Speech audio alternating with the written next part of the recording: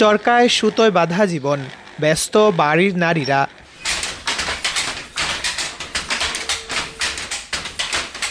পুরুষরা ব্যস্ত তাতে লুঙ্গি তৈরিতে। পরিবারের সম্মিলিত শ্রমে টিকে আছে শত বছরের ঐতিহ্য।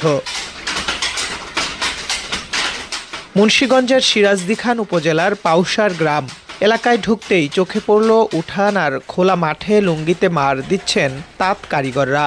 বাড়িতে বাড়িতে রয়েছে তাঁত, ব্যস্ত সবাই। আমরা এই সুতাগুলি হাটে থেকে আনি, তারপরে রেলে পেঁচাই।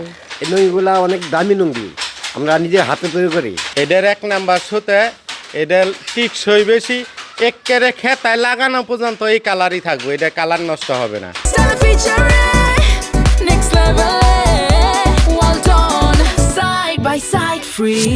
5টা লুঙ্গি থাকে একটা থানে আর কি। তো এই ঠান্ডা তৈরি করতে লাগে 3 দিন। বংশ পরম্পরায় এভাবেই লুঙ্গি উৎপাদন করছেন গ্রামবাসীরা। তবে পুঁজির অভাব আর সরকারি সহায়তা না থাকায় বড় পরিসরে উৎপাদন সম্ভব হচ্ছে না।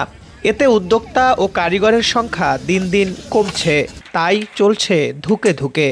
এই আমাকে মহলার মধ্যে সদই তাঁতি আসছিলাম, ওখানে কমতে কমতে বাবা 4-5টা তাঁত আছে। জায়গায় জায়গায় মেল বসছে, এর জন্য হারাই যেতেছে আমাকে তাঁতিগো মান। এখন আমি ছেড়ে দিছি, কারণ অনেক মেল হয়ে গেছে গা।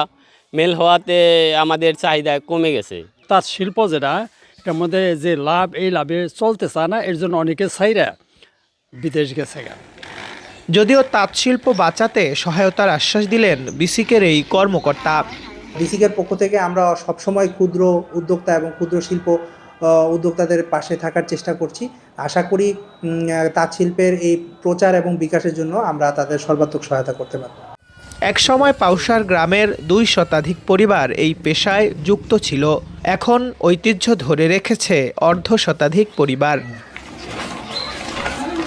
Shihab Ahmed, star news, Munshiganj.